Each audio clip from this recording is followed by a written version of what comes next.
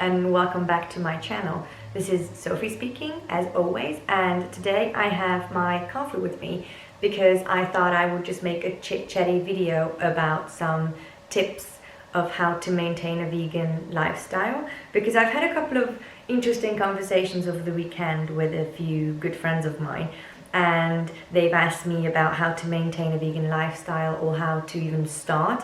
So I thought I would just sit down and walk you through some of the basics that I consider really helpful and just a nice guiding light in this vegan lifestyle and in this vegan diet. So without further ado, let's get into the tips. Oh, and by the way, don't forget to hit the like button if you were hit with some nice tips that you can incorporate in your life, and please consider subscribing so we can all come together and form this really nice community and use the internet for what it's really for, to create an uplifting and empowering community. So now we jump into the video.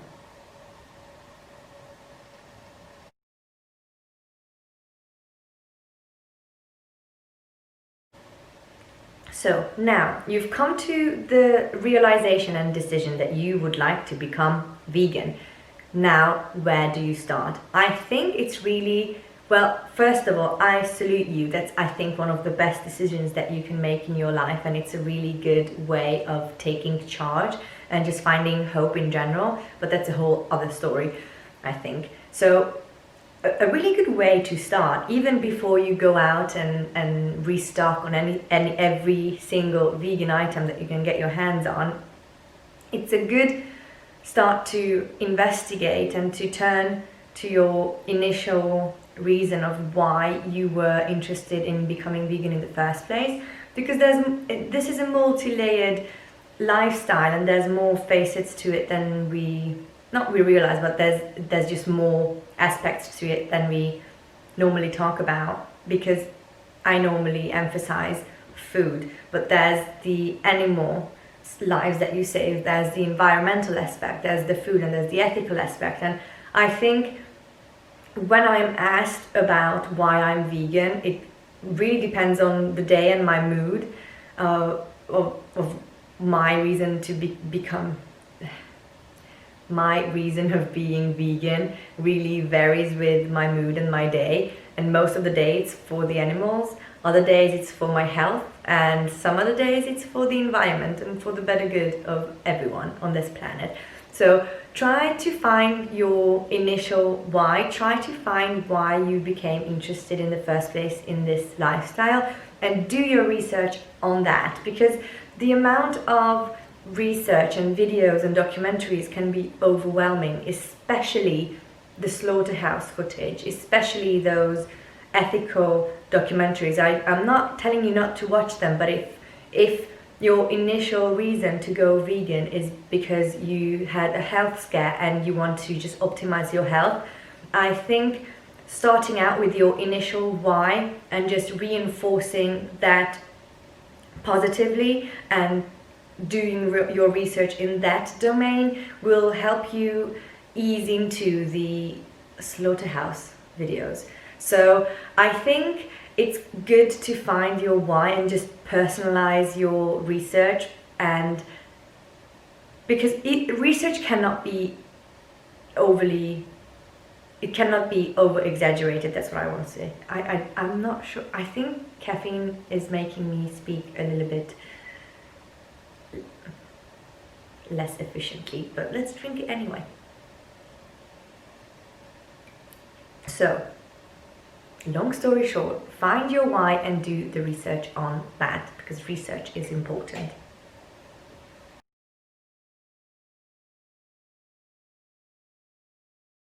Also, a little side note on doing your research, I've read multiple nutrition-based books through Audible, so I was listening to it, and I found that really, really helpful, because sometimes I'm just too tired to read scientific books in the evening, or in the morning I'm not really in the mood for a scientific book, and these books by T. Colin Campbell can be quite heavy on the scientific literature. And I'm not saying that it's impossible to digest.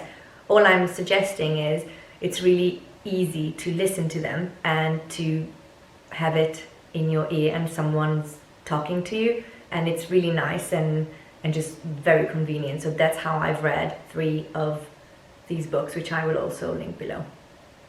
And once you find your why, go into my description box, because I will have categorized tags and links for each reason for going vegan. So I'll have a tag for you went vegan for the animals, I'll have resources for that and people to follow and books to read, documentaries to watch, and I'll do the same for health and the environment. So if you are interested, go to the description box and check them out for yourself. What can also help is to look at your health as an investment and look at all the time and energy and money that you spend on your health, on food, on preparing your food as a future investment that will have returns on the long run. So I like to think about that when I'm shopping or when I'm preparing my food and I feel like it's becoming just too cumbersome, then I'd like to remind myself that this is a really good investment, because what else is more important than our health? And I'm not here to tell you how best to look out for your health. This is my own story and my just own belief and what I believe to be the best for my health at this point in my life. So I would urge you to first think of your health as an investment and then move on from that point on into the direction that you'd like to take with your life.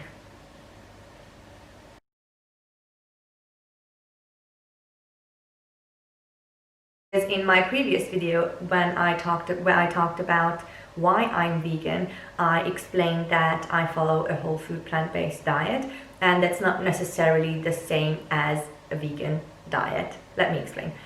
So basically, anything that has the label on it vegan, it doesn't have any animal derived products or ingredients or particles. So an Oreo is vegan. A non-dairy ice cream is vegan, and an apple is vegan as well. I think the main distinguishable factor between a vegan meal and a whole food plant-based meal is the extent to which it's been processed.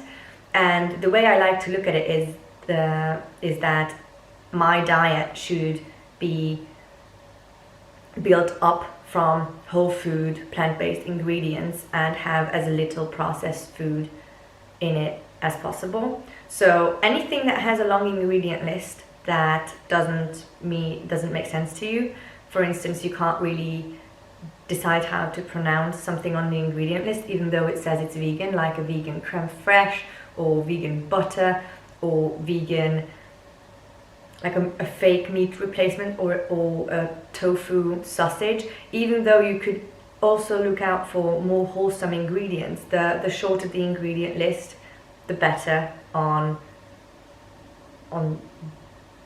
the long run, I think. So I follow a whole food plant-based diet, but that also means that I would experiment with some nice vegan sausages that I find on the market, or indulge in some vegan ice cream every once in a while. But really what I tend to focus on is whole food plant-based diet.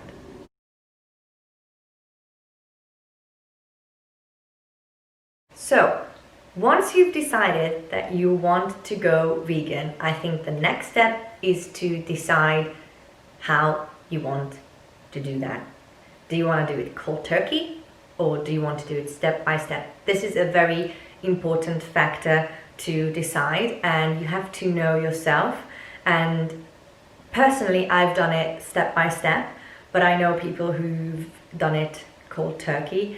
And the way I see it is that you have to have a really legitimate reason or a health scare to do it overnight and to do a complete U-turn of your just way of eating to this lifestyle. So just decide for yourself and really reflect on what you think would work best for you. For me, a transition period was really good. and it was really beneficial. So do you want to do it cold turkey or step by step? If you're doing it cold turkey, my respect to you, my friend, but if you're doing it step by step, there's a couple of ways that you can go around it. So I think it's really good to have just a solid plan to see how you want to tackle this. You could either start by one meal a day, one vegan meal a day, or one day of the week completely vegan, or you could do vegan over the weekends. That would be fun as well. Or you could be vegan all the way through at home when you're making food for yourself, but for a period of time when you go out, you would order something that's not vegan. So it's all up to you. You can all personalize it. There's no rush, and there's no such thing as too small of a thing.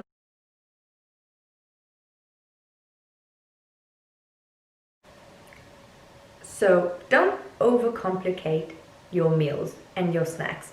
Marketers are really cheeky when it comes to marketing food and meals to us, and I don't think you should overcomplicate what you eat and how you eat.